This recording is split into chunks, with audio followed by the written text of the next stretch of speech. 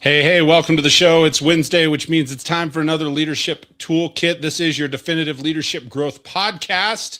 And I've got an awesome day for us today set up.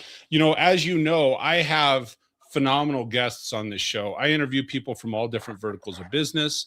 I interview people from all over the world. We talk about wins. We talk about losses, successes, failures. How can you take the shortcuts and not have to hit the walls that they did, that sort of deal. And so today's no different. We're going to be going through this. It is a little bit, well, I say today's no different, but wait, it's a little bit different. So one thing that we'll be doing is I've got a plan for the show, and we're going to talk about transformative leadership.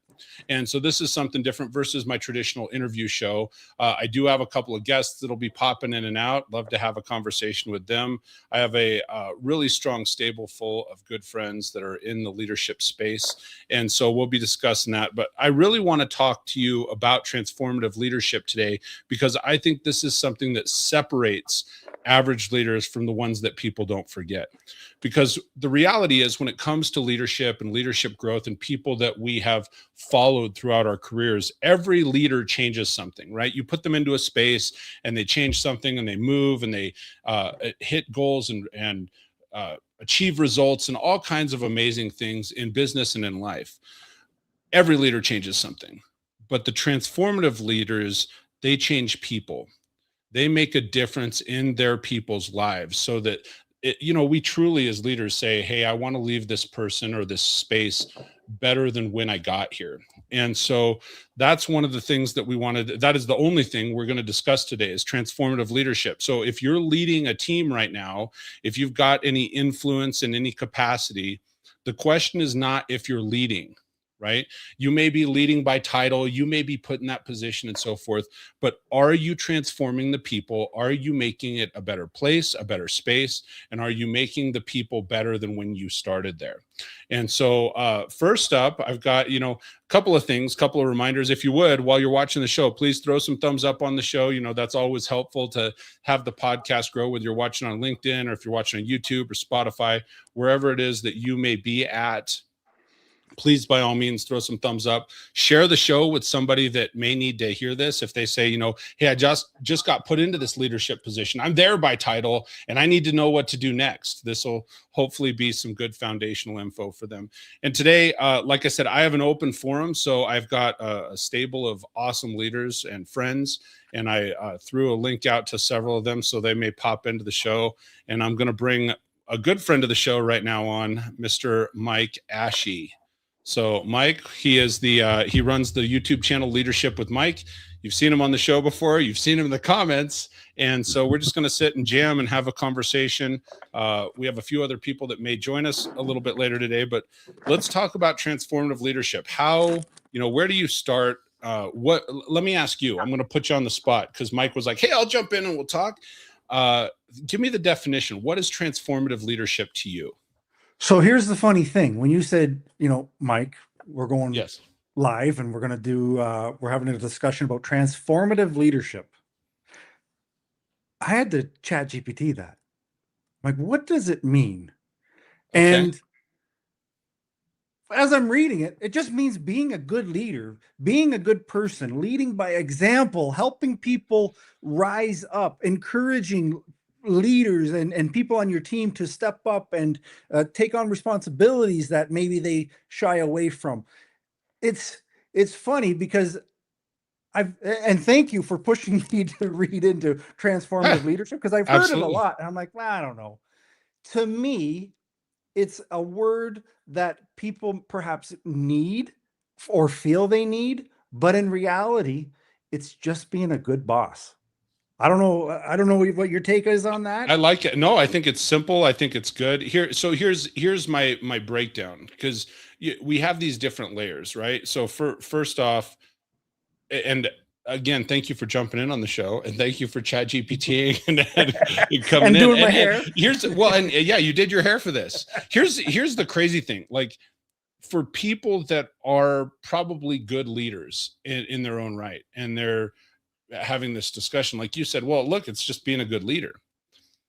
However, we've all looked for people, or we've all worked for people that are, quote unquote, good leaders, but carry some sort of different weight. Like there's a few differences. One, positional leadership, right? I'm the boss. You do what I say. I got the title. We've all worked for that person. Yep. I've been that person in the past, Mike. You've had these No, not me. transactional leadership, right? Which is, okay, well, if you do this, then you get that. If you do this thing, then you get the reward. You get the promotion, the time off, the accolades, right? So it's that transactional leadership.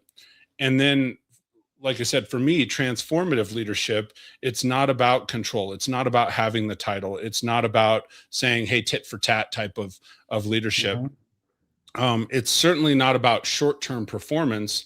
It is about changing people at an identity level. It's about not an activity level, but an identity level. How do I improve the person? And so, like what you're saying, and it is interesting because, again, in our circle of friends, we have like a leadership circle of trust, if you will, right? That we all bounce stuff off of each other.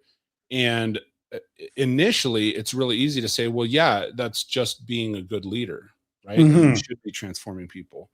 But there are a bunch of different, and again, I'm talking about what I feel are the most sort of prevalent in business: positional, transactional, transformational. Certainly there's probably other wings to those and other flavors to leadership, but I think we can easily identify those. And the reason I wanted to get into the transformational leadership piece is, more and more when I'm talking to people, Mike, it's comes up in the conversation more often.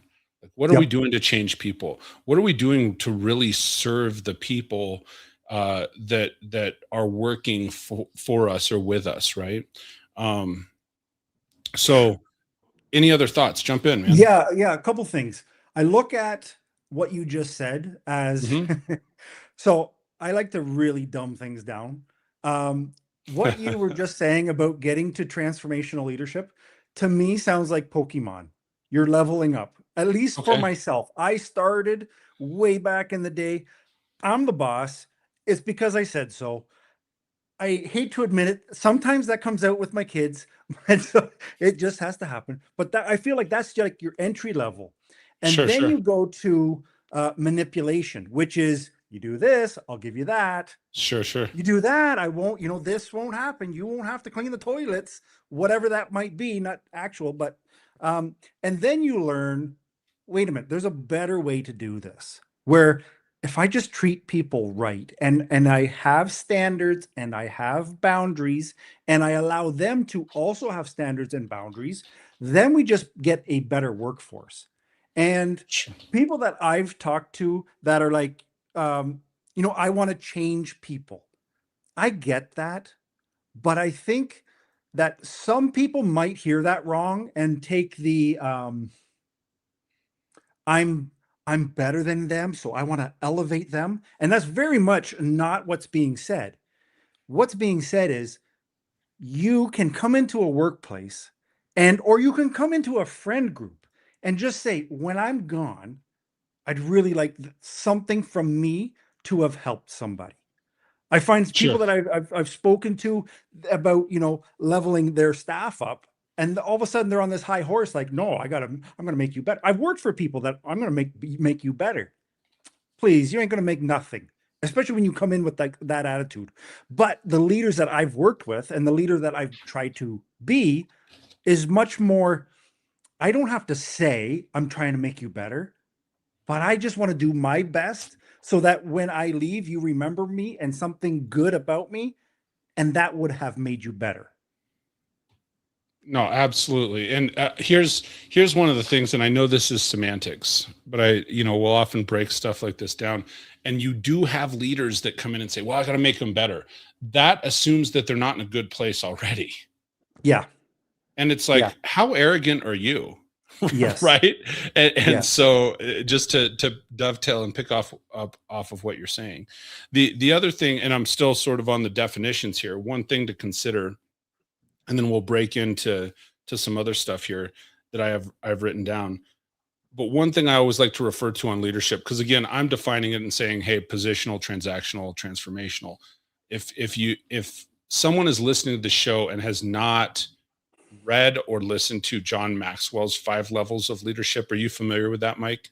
A little I bit? am, but it was a long time ago. Yeah. So he breaks it down, and I love the way John Maxwell, I love a lot of stuff about John Maxwell and what he shares. Yeah. But he breaks down 5 levels of leadership, and I think it's like this journey that leaders go on. At the same time, it's sort of 5 different distinct leader types for the sake of today's conversation and show. He breaks it down to position, permission, production, people development, and pinnacle, which position is like I said at the beginning, positional leadership. I'm the boss. You have to do what I say. They follow you because of your title. Permission, people start to follow you because they want to, right? And they start to say, okay, hey, I know what this guy or this gal is about. Production, people follow you because of the results you get them, and that's where you start to get into that transactional piece, right? Hey, tit for tat, I'll follow you because you get me this, get me to this next level. You help me improve my income. You help me in personal growth. You, whatever that is, as far as a leader goes. People development, and so again, what I'm talking about is sort of in between some of these layers that John Maxwell is talking about. People follow you because of what you've done for them. And that's sort of, and then pinnacle is people follow you because of who you are and what you represent, which I wholeheartedly agree with his breakdown when he's talking about the 5 levels, or it could be 5 different leaders too, right? Because not everybody's going to journey through those levels and say, not everybody's going to go what I'm talking about and go positional, transactional, transformative. You'll have people that may never be at that pinnacle. You'll have people that may never make it to the transformative leadership stage of life. They just won't. They're about their production. They don't even know about it. They don't care to learn. What I also find funny is that people will be in management and they think that upper leadership or the company should provide the training. This is your career as a leader, as a manager. That is, you're able to transfer those skills to any industry. But if 100%. You don't polish your skills, if you don't go and learn, oh, wait, there's a better way to do this, you lose a lot of opportunity. So people don't, a blanket statement, but many people feel like I got the promotion, that's it. No, you can do more. If you want, you can always learn more. Instead of banging your head and saying, I'm the boss because I said so, maybe there's a better way. Absolutely. And here's one of the keys before I transition to the sort of next segment. Because one of the things we were saying is, transformational leadership, people that change people, right? People that change lives. I made the statement earlier, and it's worth writing down, in my opinion. Now, I'm who wrote it down, but you got to change people at the identity level, not the activity level. You're not just changing the things that they do. So that's like helping somebody go from doubt to confidence, right? It's in a leadership role, it's watching people. It really is coaching. Like it puts me back in the space of when I was coaching youth hockey, and it's watching, people go from, well, maybe I can make this shot. Maybe I can take this shot. Should I skate up the floor and do this thing? To having the level of confidence that it's like, hey, here's what I'm going to do. I'm going to make it down the floor, and here's the spot that I'm going to put the puck or the ball or whatever it may be. So it's watching people go from doubt to confidence. It's watching people shift mindset from that of an employee. And you just said this in some words, right? Going from that employee mindset to the owner mindset. And that has to happen first with leadership. You have to take ownership of your leadership, and you move from, oh, well, I work for this company. Oh, well, I'm managing for this company, to taking a owner's mentality where you, and when I say owner's mentality, it doesn't mean you own the company, but like you own the position, you own the players, you own the processes, you own all of the things. And that is really where you go from being a participant, right? Well, I'm a manager and I'm participating and I'm doing all the right things, right? To actually really being a leader. Yep. So, and just one thing, kind of final statement here, and I'd love to hear some from you. people in leadership, you need to realize if you only change behavior, you help to shift other people's behavior, that's temporary. You have to change belief over behavior. You have to change Yes. belief in yourself and the people that you're leading and coaching. You have to move that belief. That's what lasts, right? Yep. I mean, so anyway, final thoughts on this sort of Well, statement before it's we. funny how you were saying, talking about people being maybe a little bit shy or in the hockey team. I was on a discovery call literally 40 minutes before we jumped on this call. And the lady I was speaking to is a Spanish speaker. She Okay. immediately says, "Sorry for my English." Wow. Twice, only twice. I just jumped in and said, "Hey, this conversation is going great. I understand everything. You've got English." I'm getting chills because it was something so simple that obviously I don't have to say, but a little pat on the back. And her eyes, I just saw her eyes light up and she started talking faster and started talking more. It's that little bit of confidence. I'm not her boss. I'm not somebody that she looks up to. It was a conversation, but we as individuals have the power to lift somebody up or to knock them down. I could have been, I didn't 100%. understand any of that, but there was no point. There's no win for that. There's no win for me saying, I didn't understand that word. You need to say it again with an attitude. But to come in and say, you're doing great. And to finish the call, because I genuinely believed she did great. I understood everything she said. I got so much wonderful information from her. Why would I not share that? And she's going, because she's doing something. I don't know any other languages. I don't have that struggle because I've never put myself through that struggle. Right. So, and I, because I get how difficult it is, but with your team, with just people around you, this is what, we started the show where I'm like, just be a good person, be a good leader. That's a prime example that I'm able to now process back. I'm like, oh yeah, that made her feel good. Right. Well, and here's the thing, when we say be a good person, be a good leader, like as silly as it sounds, and that's one of the reasons, and you know this about me, like that's one of the reasons we have the show. That's one of the reasons we have the conversations we have, is because it's like, okay, we'll define good. We'll define transformative leadership, define permissive leadership, define that, like, and that's one of the things that's like in the, I won't go there, but like when we get into the political landscape and you say, we'll define this thing, and people can't define the thing without saying the thing. And it's like, okay, well, let's have that conversation for a minute. And so like when you're saying, well, it's just being a good leader, it's just being a good human. And it's, yes, 100% agree with you, and keep that on a simple level. What does that mean? Yeah. Well, it becomes subjective, right? Well, is it my perception of what I'm doing well? Is it somebody else's? And so that's why when we say, and we get into some of these, it's like, okay, take somebody from the doubt level to the confidence level, pay them a genuine compliment that shows that you actually care. So moving into this next let me just throw out there too. Yeah. This is one framework. And I see we got another friend in the wings too. Bring them in. That was one thing, one framework that I use. Imagine your mother or your father are working for you. How are you going to talk to them? Because you're not going to belittle. Most people aren't going to belittle them, aren't going to put them down. You're going to put them in a position where they have the opportunity to earn the most, to learn the most, to be better, put themselves in opportunities. That's what we're going to do. So let's look at, somebody you care about as the employees that you're working with. I love it.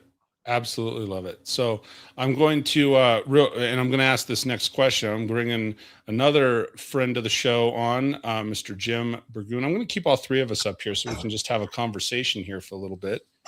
And so, Jim, the topic, as you've heard us talking about, transformational leadership. Yep. We've been through some definitions and so forth. The second piece I want to go into, and I'm putting Mike on the spot on stuff. I'm going to run now here. This is one of those moments. So I wrote down 4 pillars of transformative leadership. Okay. I wrote down 4 pillars. I'm going to share those 4 pillars so that I don't get anybody put on the spot. All right. So actually here, you told me you were going to talk about it. I'm like, I don't know what the 4 pillars are. I don't know. Well, but here's the thing. You could be talking to a different person and you could end up with a different conversation. So here's, I'm going to throw myself on the screen. I'm going to run through these 4 and I'll bring you guys back here in a second. Please do. Here's the 4 that I have. 4 pillars that I wrote down. Identity before activity. So you focus on who people are becoming instead of what are they producing. Culture over control. You can't force transformation. So you create the environment where transformation happens. That's one of the keys as a leader. Third pillar, courageous conversations. Transformation requires truth. And I think it's something that lots of leaders avoid. And we talk about this on the show all the time. And so it's one of those keys that it's like, okay, you got to be willing to have the conversations to transform people. And then the last piece of transformative leadership to me, and again, we can debate this, I'll bring the guys back here in a second, is resilience in action, right? Growth is uncomfortable, but it's necessary for everybody, for the people that are working with you and for you especially, and for yourself. So I'm going to bring Mike and Jim back on, and let's talk about those. And we'll kind of go in order, but the 4 pillars that I'm saying: identity before activity, culture over control, courageous conversations, and resilience in action. So let's talk about the first one. And I'm framing it identity before activity, meaning most leaders focus on the activity. They focus on what's the production. What are you doing right now? Hey, Jim, what are you working on? Mike, what are you working on? What are you guys doing so that we can do the thing? And so instead of asking what they're producing, let's start asking who they're becoming. What are they focused on? So Jim, I'm going to toss that to you. Let's expand on it a little bit as you're jumping in. Yeah, absolutely. And I think this is a great topic because this is one of my little baby topics. I love the conversations around identity because simply we are human beings, not human doings. And so when we get into this place, we want to do these things because our identity shifts in there because we feel like we lack value. We don't feel good enough. We don't feel any of these things. So what do? We control the situation by producing something, because if we produce it and produce it well, then we get value and we're valuable. So we oftentimes will, especially if you've had trauma growing up, you will shift into these identities of, oh, look what I did. And we try to show that to the world. And I'm right with you on that because I took the notes too, identity over before activity, because the better your activity will become when you understand who you are, because we produce from who we are, not what we want. And so coming back around, I think identity is core because at the end of the day, when you're older or something happens and you lose the ability to produce the thing, then what happens to your identity? You completely lose it. And then you have identity crisis. But if we shift back to the whole, let's focus on who we are, who we're becoming, we never lose that. So when our activity or our assignments differ, we're still founded or grounded firmly in the fact that we are who we are. And that's not shift based on what we're doing. Absolutely. Mike, thoughts? Yeah. Jim had some good points. And one thing that he was saying is who we think we are. Like that's our belief and that'll help. But I also think to add on to that, who does the company think you are? That has a lot of impact as to what I produce. If you think I'm just a cog in the wheel, that's what you're getting out of me. You can, push as much as you want, but I don't feel valued. But when you treat me as an individual, when you treat me as somebody who maybe once in a while has a good idea, and I can be heard and I can feel like I can share ideas, then you get the exact opposite. You get somebody who wants to contribute. For example, real life, I worked at the airport, throwing baggage. I was just a baggage guy as far as anybody thought of me or treated me, except for myself. Right. I leave the airport and I'm the head of strategy for an AI company. Those two don't equate. No. The difference was the teams. I had one team, a leadership team, who thought I was less and didn't give me the opportunity to be more. And then I worked with a different team who thought I was more, but never gave me the opportunity to be less. I think that's a huge part in us being at work. That's a huge statement. Yeah, that is a huge dude. That is a statement, dude. See what happens when you get him to prepare? Like you give him time. He had no time. Yeah, he had a minute. Okay, but I'm going to repeat that because it's such a strong statement. When you work with a team that thinks you're more and treats you like you're more, they don't allow you to be less. Right. No. And that That's a That was powerful, deep. well, That's good. here's the thing when you're saying it, because I remember working alongside a sales manager, this is, gosh, 15, 18 years ago. And we were talking about salespeople, and it was me and about half a dozen other sales managers in the room. And there's probably 4 or 5 of the other sales management team that were shoulding all over the salespeople, meaning, well, they should do this and they should do that, and they should, this is the salesperson problem. And there was one particular manager who I've been longtime friends with. And he looked up and he says, guys, it's the self-fulfilling prophecy. People are going to become who you tell them they are. Yep. And I was like, that it either made the meeting or it broke some people. Because it's like, if you tell people, it's your story right beforehand, Mike, you're saying, hey, I'm talking to this person, where she starts with, hey, sorry for my English. There's the apology before you've even started versus, hey, you're doing great. You're telling the person who they are. And so it's, again, that question is like, who are they becoming? Right. And start having conversations with people. And we'll move on to this next pillar. But as a leader, you should be having conversations with people that are like, hey, where do you want to grow? What are your long-term goals? Like, hey, maybe actually invest in what this, person's desires and dreams are. And here's one, and this is so hard because as leaders, we put tasks onto, followers, staff members, people that are working alongside us, whatever that terminology you choose to use. But we never ask people, what are you capable of that you're not stepping into right now? Right. Mm-hmm. Mm-hmm. That's a beautiful thing for a transformative leader to ask. Can I throw another question in too? Yeah, absolutely. Yeah. And it's just kind of going off what you guys are saying, because we rise and fall on expectations and stuff. But I think at the core of, based on the pillars of what you're saying, is, are we dictating our identity, or are we allowing others to dictate our identity? And I think we have to keep that in mind in the question, because if I go in and all I'm doing is more of a chameleon and I'm just going to shift to what they tell me or who I am, then it's no longer an identity question. It's I'm letting people tell me whatever I'm going to show up, as opposed to being the character of showing up in my identity. And if that doesn't match, we may not be the right people for the company. But that's kind of like the one thing you keep out there, is in framing it as we move forward in some of this. Absolutely. Well, Mike, to your point earlier, you can ask when we say, ask people where they see themselves and, what could they do if they were allowed, or you said it way better. What are you capable of that you're not stepping into? Right. Ooh, so that's good. To those, in my opinion, to those that are new to leadership or new to their position, I would first suggest you earn the respect, because I worked in an environment where upper management said to mid management, you need to know your team better. You need to start asking them questions.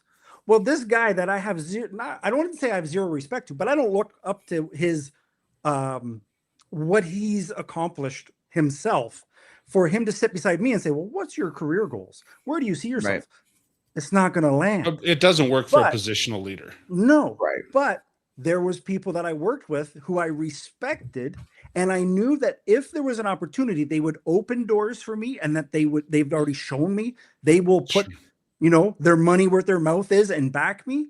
Now it's a different conversation, because now I can say, listen, what I see myself doing is this, that, and the other thing. And there's a conversation. Oh, you know what, Mike? I can help you with that. I can help you with this. We sold our last AI company, had a strategy. What's your next role, Mike? Let me tell you, this is where I see myself. Right. And I get the opportunity to put it out there because the person asking the question cares. Absolutely. Yeah. Really good points. So second pillar, culture over control. Like I said, you can't force transformation. You have to, as a leader, if you're the tip of the spear, so to speak, in leadership, whether it is positional, whether it's by title, regardless of where you're at in the leadership journey, you got to understand it's partially your responsibility to help create an environment where that happens, which means things like, and I know Jim will jump in all over this one. You have to create a space, and Mike, you may not agree with this one. I'm just going to say it. there does need to be a space in business in life right now that creates a psychological safety net for the person that is engaging with you. You have to be willing to have honest and open communication. You have to be able to lead with humility without grandstanding all the time saying, hey, look at me, look at me. Then it's, how can I care for you? Right. So thoughts on those statements there and so forth. And I like this here. Who wants to go first? Because you guys are going to have some different views, I think, on this one. And again, good news, my show, my pillars, right? So, my show, my pillars. I like that.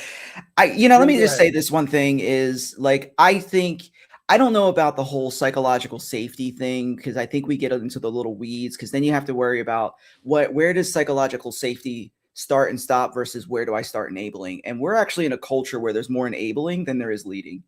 And so I think this is where I have a trouble with that. However, I am a huge proponent of trauma informed, which is basically similar of saying, hey, I'm informed, but we still have a mission. We still have a vision. We still have things we have to do. But in that, we'll give you Play-Doh and a puppy if you need it, but make sure you're doing your job while you're playing with your Play-Doh. Like, so I think it has to be balanced to where we're trauma informed, but we're not at a place where we're enabling behaviors that shouldn't be enabled. That's fair. Mike? I don't care about your trauma. It's not my trauma. But, and I say this, I knew I was going to This is fine. Listen, I love you guys. In my experience, the people that I work for and I work with, I care about their well-being. Mm-hmm. So I'm going to just naturally be paying attention. I'm going to try not to be triggering anybody unless I'm intentionally trying to trigger them, which is more in fun. And that's where, obviously, if I've crossed the line, everybody knows, make sure you just check me, because it's never intentional. But your trauma, you want to share it with me for sure, but it's not my business. Right. It's not my business. And when I look at people, I feel, to Jim's point, we're allowing a lot of people to hide behind accountability. And in business, in life, people need to be held accountable. 100%. They become people want better. to be held accountable. They want to be. I'm not here to judge other people's parenting, but some people let the kids run the house, and that's not what kids need. They need guidance. Oh, please judge away, Mike. Please judge away. I do. Okay. Yeah, they please need judge. Boundaries. My kids do not run this house. Does that mean I don't care for them? Does that mean they don't get anything? Of course not. But we have boundaries. We have expectations. There are some non-negotiables. And that is the same place in the workplace. I'm going to have some non-negotiables. Mm-hmm. You're going to have some non-negotiables. Mm-hmm. And this is how we get to work together. So therefore, your trauma in and of itself should not affect my boundaries, my expectations, your boundaries, your expectations. We should be able to just come to a workflow where things get done and there's an understanding. And then, of course, if there's a relationship, and for myself, there would have to be a significant relationship for me to share my traumas. Right. It's absolutely. not, in my opinion, it's not as some people like to wear it as a billboard sign and saying, this is my problems. Oh man. Again, that's not my problems. I hope you can figure it out. And if I can help you, sure. But as soon as you come in the door and be like, oh, I need to be accommodated because I'm this, that, and the other thing, and none of it is an issue for the work. Like it wasn't like, I have problems with that too. Like, I'm asking you to run and you have a wheelchair. Okay, I get that. Right. But other things, and we'll just leave it at other things. Yeah. Don't always need to be part of that first conversation, part of that work relationship. The work relationship is the relationship. So let me ask you a question when we're talking about this, because we're just talking about the little bit of the safety piece, right? I mean, but there's other things that create culture. Like, for example, who creates the culture in a workplace? Who creates the culture? The top creates the culture. And you brought me back to one thing that I did want to say, this psychological safety. Mm-hmm. I absolutely 100% agree with it when it comes to workplace, meaning You need to feel safe to share your ideas. You need to feel safe to share your experiences on the front lines with the leadership. You need to feel safe, because if you don't, those people are going to shut down. But I'm not bubble wrapping the entire office so that somebody who has the billboard on their forehead can feel safe. I'm Just sold. so we have Bubble a wrap it. definition. I'm sold. Well, but so here's the thing. I'm going to push back on both of you on this one.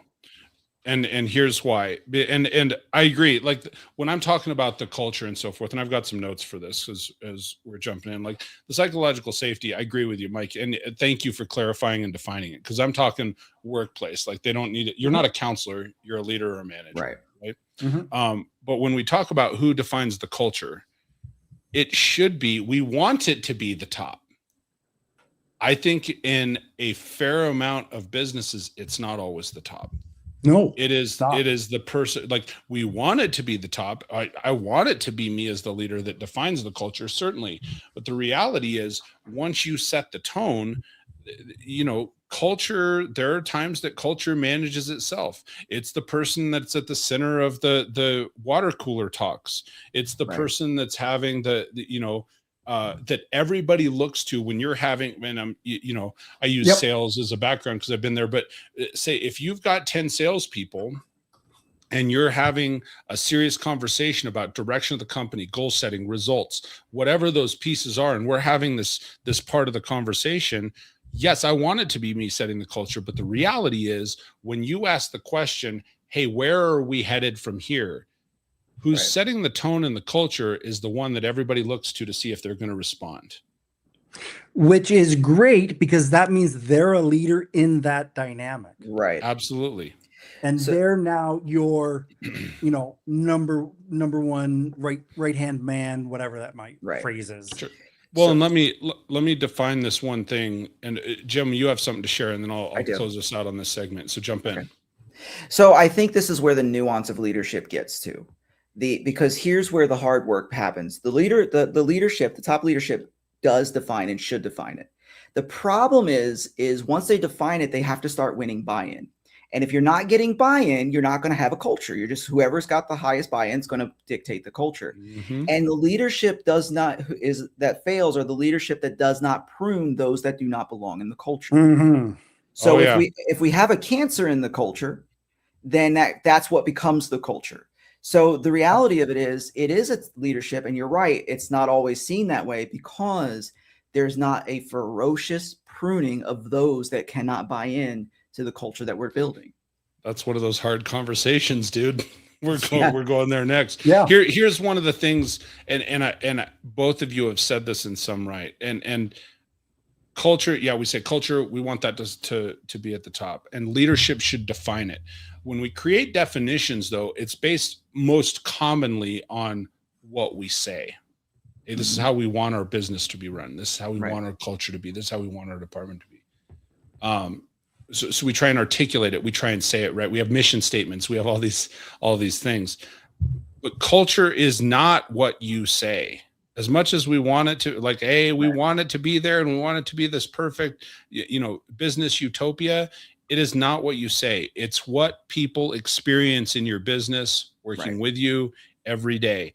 And one of the best ways, I'm going to go on a little side note here. One of the best ways to help determine what the culture looks like, if you want to be the person helping to define and develop culture, whether you are that top leader or whether you're somebody that's in the circle, that middle level leader, where you're the leader by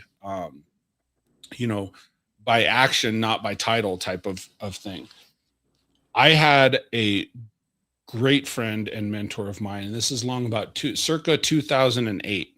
One of my first, maybe 2007 probably, one of my first real reins off, go run the company leadership gigs, right? Because where I didn't really have anybody that I answered to, right? There was one person in the company, and that was the first massive opportunity of win or loss. And we were getting our teeth kicked in because I was taking it so personal about, man, we got to win, we got to win, we got to win. And that was all I was focused on. I was solely focused on the actions and the results rather than the people and building them up.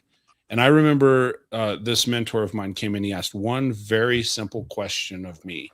And this is one of those questions that I would tell you, as simple as it is, and I hope when I say this, both of you will nod and agree. And I encourage, if you're listening to this show, whether you're listening or watching it, write this one down.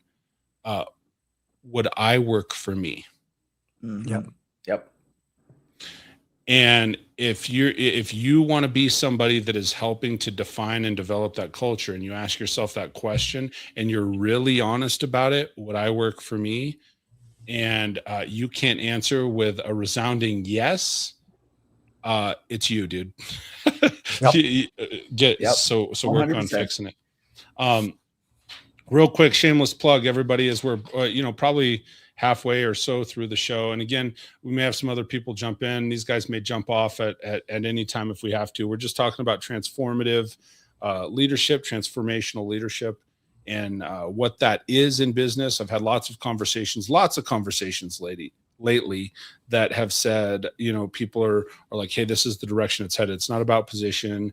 It's not about permission. It's not about just because you grabbed a title. It's what are you doing to change people and make them better?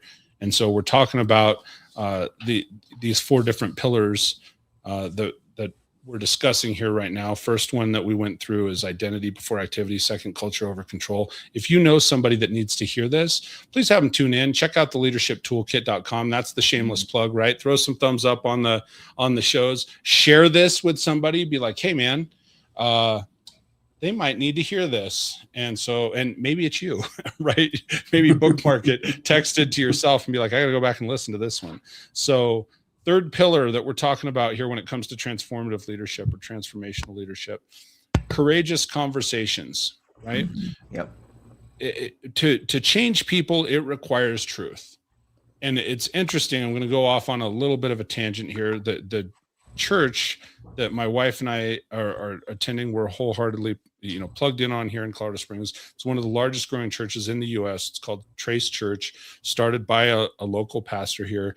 They combine how they get their name, Trace Church, comes from truth and grace, right? Truth and grace, trace. And then we always, our mantra is sort of go be a trace. It's a mark left by a person over their passage and so forth. And as I was going through this and thinking about, well, it does take truth to be a really good leader. So often we avoid hard conversations because we want to be liked. We avoid hard conversations. Sometimes if we're in leadership, we may not be the most tactful, right? And so that was one of the things where I'm thinking, okay, you got to have truth. You got to have a little bit of grace with people. And so keep in mind, you can't grow what you're not willing to confront. Right. So if you want your people to grow, you have to be willing to confront your people. So let's talk about that for a minute. Why do leaders, or where do we go from here, right? How can we be truthful and still graceful and caring? How can we, where do we start on something like that, guys? Mike, why don't you jump in on this one first? Because you start by starting. And when you talk about grace, you have to give yourself grace. If you've never had the hard conversations, they're going to be so much harder for you. But the only way to do it is to have a little grace with yourself and know that you're going to fumble. Things might not come out the way you want them to come out. Ask me how I know. But it's one of those things that, we as leaders, we avoid it because, like you said, Mike, we want to be one of the good guys. We're part of the team. What you fail to see is that when you're honest with your team, when you hold them accountable, you get more respect. Right. Maybe they're going to be upset. We're all human. We've got emotions that we're going to go through. Maybe they don't like what you said. That doesn't make it untrue. It doesn't make it unnecessary. And when you allow people to hear the feedback, to appreciate, to absorb, they're going to start to respect you more. They're going to know that this guy's going to tell me straight, which seems like it might not be a good thing in the moment because you might be the bad guy, but it is going to get you so much further down the road, in my opinion. Absolutely. Jim? So I think this is a couple different things. I actually recently just made a post on Facebook. I actually said growth requires honesty. And, a lot of conversation around that. And I think the first thing is that I have to be willing to be honest with myself in order to grow.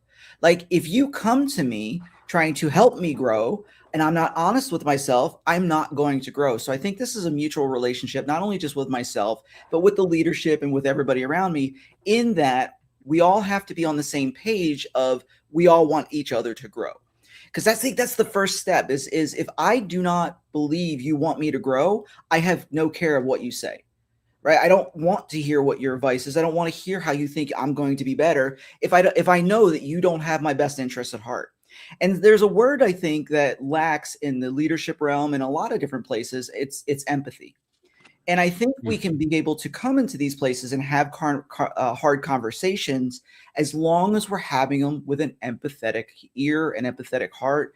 Not that I'm going to sit there and totally give in or totally do everything, like whatever you say I'm going to do because everybody gets a participation trophy. No, that's not growth. That's just, whatever. But it's saying, hey, listen, empathy, listen, I care about you. I care about your position. I care about your future. And because I care, let's talk about what growth looks like. And when we start conversations with that, I think people are more receptive because we grew up in a society where most of us have a lot of trauma. Most of us have a lot of challenges where we're shame-based. And everything we hear is criticism. You're not doing good enough. I'm not good enough. But if we cut that off in the beginning and say, we're here for you to grow. Now, this may hurt a little bit, but these are the steps that you need to grow. And if we do it together, and we get out there and we start doing these steps, you're going to grow. And I think this changes the conversation. And I think if we have more empathy, if we have more compassion around it, you're going to find these hard conversations are not so hard. Well, and that's the key. I think some of having those hard conversations, being willing to have the truth, you nailed it, it's like people got to know it's that old adage, right? People don't care how much you know until they know how much you care. Right. Type of deal. And so it's like, okay, if they know that I'm caring, I'm coming from a place of caring, I'm coming from wanting them to grow, then it's okay. You can have just about any conversation. And I think one of the things that transformative leaders, people that are at that space and they're in that season in their career, they do set clear expectations.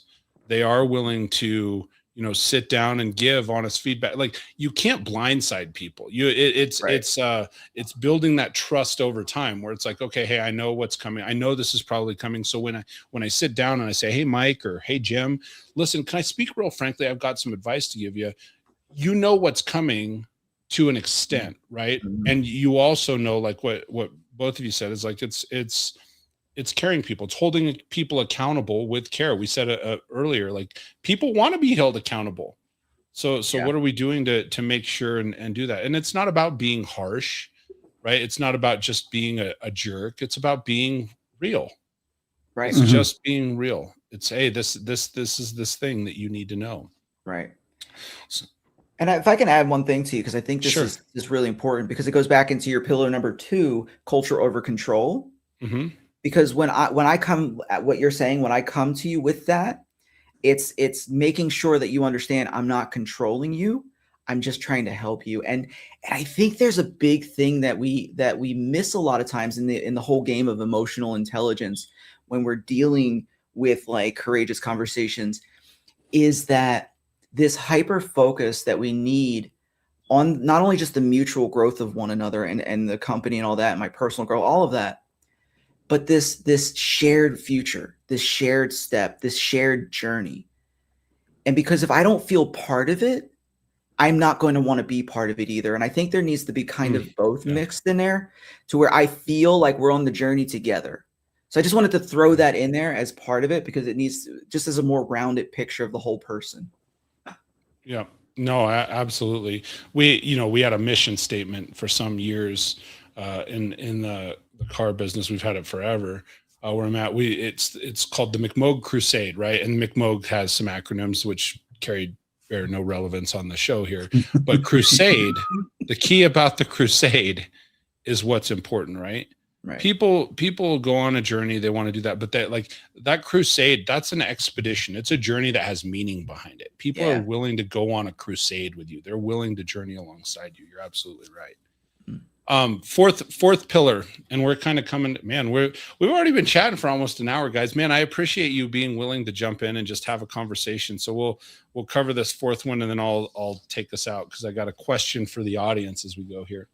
Fourth pillar, resilience in action, right? Transformation isn't easy. We know growth is uncomfortable. Lots of stuff in leadership is uncomfortable. Like we said, having these conversations is uncomfortable. One of the things you got to realize when it comes to resilience is that your team, if you're a leader, the people that are around you are always watching. They're watching how you handle pressure. They're watching how you handle setbacks. They're watching how you handle adversity. It doesn't matter how secretive you think you are. It doesn't matter in the closed door meeting. How do you handle what's your level of emotional intelligence when you come out of the room and you're interfacing with them, with your crew? Are you dry and withdrawn? Are you cranky? People are always watching. When things go wrong, they're asking, how does my leader respond to this? Right. So when we're talking about resilience, right, how can we be better as leaders at showing that resilience, showing that things like, hey, I know things aren't going to go right all the time, but I know that all the time I can handle things the right way. So how do we dive into that more from a leadership perspective, guys? Well, first, I would say that whatever emotion you're sharing publicly in front of your team will be amplified by your team. So if they see you cracking, they crack. If you're running around like a chicken with your head cut off, that's what they start to do. If you start walking around like, listen, we've got this, I'm not worried, they start feeling that as well, and they lean into that. Now, how do you get there? In my opinion, I need a minute. So I get whatever the news, whatever the situation, it literally just has to be a minute. Let me think about this, because everything, in my opinion, everything is figure outable. Just give me a minute and let me collect my thoughts. Let me get in my own head and figure something out. Doesn't have to be the full answer, but what's the next step? That's all we have to figure out as leaders. What's the next step that we can show our team? And do one step at a time. We're not going to, maybe we can't fix the whole thing, but we can get to that next step. And that just takes a minute. Sometimes it takes me a nap, but it just takes a minute to get to that point, and the team will follow that steadiness. Yeah, no, really. In my opinion. No, I love your opinion. And here's the thing, because I can hear it coming from your brain to my lips, is it's like one way or another, you're going to F it. You're either going to fix it or you're going to do the other one. This is a PG-13 show, right? One way or another, you're going to F it. Fix it or the other one. Right? And I think you're right. Your response becomes the blueprint. I heard it said in business one time. I remember, same mentor, he was coaching me in management leadership. And he says, here's the thing you got to understand. If you get a cold, your team's going to get pneumonia. Always, and you like you said, it's always going to be amplified. If you're a little bit sad about something, they're like, woe is me, this is terrible, right? So and it doesn't always work as huge of an amplification unless you get other people behind it when it comes to the positive side. I've found, just in my experience, the negative stuff amplifies way easier than the positive stuff. The positive stuff, it takes some cheerleading. Jim, what are your thoughts on that? So let me first, I got two thoughts. I wrote two things down so I remember this. I'm like, I got to say these two things. But the first thing is, he only has one thought normally. That's it. I have one brain cell. And so, the first thing is how I define resilience is once you get punched in the face, what do you do next? And because a lot of times we think resilience, we're just going to push through it. But like the reality of it is resilience in action means when I get hit, when I get knocked down, what is my next step? And that's maturity, because maturity really says it's not about the fact that I failed. It's the fact that what am I going to do next? So I think that's like when we talk about resilience, we have to, first kind of define it. It's when I get hit, when something comes against me, when things are overwhelming, when I'm overfunctioning, when I'm overstimulating, what is my next action? And then going into what you guys are saying, I think there's a pendulum here, and where there's a lot of toxic culture that says hide everything, hide every emotion, hide all this. And we got to be careful about that too. But I also agree that if you're too out there, it will amplify. So where we have to make sure in the midst of resilience, in the midst of emotional intelligence and maturity, is we've got to learn to show, not project. I want my team to see that I am frustrated, but I want them to also see how I deal with that frustration in a healthy manner, because they're going to be frustrated. And I don't want them to push it down. I want them to navigate it. Where if I'm projecting, then everybody becomes the problem because I'm overstimulated. And so if we're walking in as a healthy leader, we've got to make sure that we are showing, modeling that healthy patterns, not projecting it on the people that we're leading. No, that's a really good point. Showing and modeling it versus projecting that's a really good point. The kind of button us up here on this tail end of it. The thing that people got to, and I think you have the best definition there, because we talk about like resilience, how you keep going until and so forth. But it's when you get hit, when you get knocked down, what's next? Just that's what you got to ask. Ask the question, what's next? Right. Yeah. So, and also, Mike, you brought up the point where we were talking about like it's, emotions and everything else. Resilience is not just personal resilience. It's transferable to your people. And so it's important on how we present ourselves that way. And it is important that we're outwardly displaying that way. So just running back through these 4 pillars of transformative leadership. These are my Mike Phillips 4 pillars of transformative leadership. Maybe I'll publish it that way. I hear a book coming out somewhere. But first pillar, identity before activity, right? Focus on who people are becoming, asking the questions like, what are you capable of that you're not stepping into? We talked about that. Culture over control, meaning you create the environment where it happens, and asking that question of like, hey, would I want to work for me? To me, that hit me as it's like, hey, dude, how am I setting the tone there? Courageous conversations, just being willing to be truthful and have those relationships, and remember that you can't grow what you're not willing to confront. If you're not willing to have those conversations, then you're going to be flat. And then last, as we're talking here, is about resilience. Like, what's next? When I get hit, what's next? So, guys, if you don't mind, I'm going to just take us out for the end of the show. Any final thoughts from either of you guys? As we're no, I think I've said enough. I think the only wisdom I would just quickly give is to all the leaders, whether new, old, or whatever, just realize it's a journey. You don't have to have it all together today, but just take one step into your development, because development is a lifetime, not just a moment. 100%. Absolutely. So as we're getting to the tail end, and guys, if you want to hang out in the wings, certainly we can have a chat afterwards, but I'm going to go ahead and take us out here. So, ladies and gentlemen, as we are coming to the tail end of the Leadership Toolkit, couple things, as if you do me a favor, throw the thumbs up, share this episode. Like, this is one of those candid conversations that really, in my opinion, affords leaders an opportunity to really grow. This is what's going to remind you of some of the things that you forgot. It might remind you of some of those conversations you had on your own of, hey, here's why I got into leadership. Here's how I want to grow people. And so one of the things that you might ask, if you're in the audience and you're listening, you might be saying, well, hey, am I a transformative leader? Based on what these guys are sitting here talking about, and combined between the three of us, there's probably close to 100 years of leadership experience. And obviously it's like not all stackable, but at the same time, we've all been at this for a while.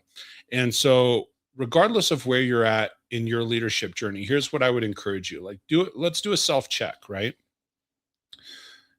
You might be a transformative leader. It's like Jeff Foxworthy, right? You might be a transformative leader if your people are growing in confidence. Like, if they're growing and they're stepping outside of their norm, if your people are taking initiative, if they're coming to you with ideas instead of waiting for you on your ideas, if they're solving problems without you and just coming to you with the solution, right? You don't have to be a part of it. And here's one of the tough things. This is a really tough thing. And I've learned probably in the last 10 to 15 years of my leadership journey, when people outgrow you and they're headed on to their next big thing, celebrate with them. If you're able to genuinely have that level of care and celebration alongside them, that's how you know, hey, look, I've been transformative for this person. This person was left better than when I started with them. And so going through all of these different areas that we've talked about today. On the flip side, here's a tough pill to swallow. And I will say this, you might not be a transformative leader if everything still has to run through you. If you think, well, I'm the tip of the spear, so everything's got to go through me, that's a problem. If your team's continuing to perform because they're taking action, but they're never developing, they're never coming, you're never having those conversations saying, hey, what are you capable of?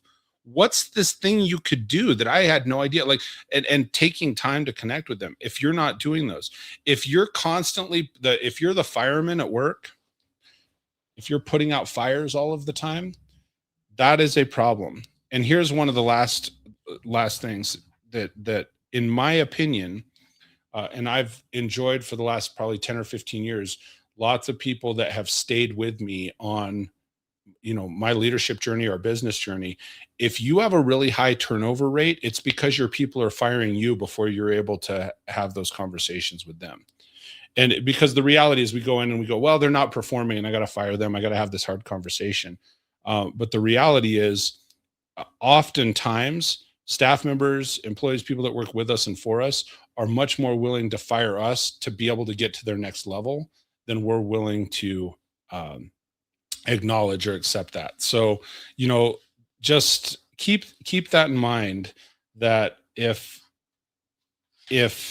your people are not growing, your leadership is not forming them. It's a hard pill to swallow, right? If they're growing and moving on and building themselves, could some of it be because of you? Yes. But definitely if they're not, it's because of you. And so that's something you have to be willing to look at and accept. And just keep in mind, leadership's not having all of the answers. I think Jim said that a minute ago as we're wrapping up. Like, it's about creating space for growth. If you're leading people, you want them at some point to turn into leaders in their own right? Leadership's not about leaving your mark. It's about leaving people better. And so what are you doing to grow people? What are you doing to build them up? And what are you doing to build and get them to the next level? So with that, brings us to a close for another episode of the Leadership Toolkit. A little bit different conversation today. Like, how are you a transformational leader? How are you a transformative leader for your people? And we had lots of good conversation, hopefully left you with some good definitions. Hopefully you took some good notes. Because this is one of those things. For you to be able to transform others, first and foremost, you got to transform yourself. You got to be growing. And so do me a favor, everybody. Once again, I'll just ask if you would please, throw some thumbs up on the show here. I would really appreciate it. Share this on your social platforms. And most importantly, if you know an individual that needs to hear this part of this conversation, if they're trying to move from that positional space, if they're trying to move from that transactional space, and they're like, I really want to lead, I really want to see people grow, share this conversation with them, because I hope that's something that might be a little piece of their journey. And with that, ladies and gentlemen, thank you so much for joining me today. Until we speak next, I'll be here next Wednesday, 12:05 Mountain, 2:05 Eastern. Till we speak next, stay great. We'll talk soon, everybody.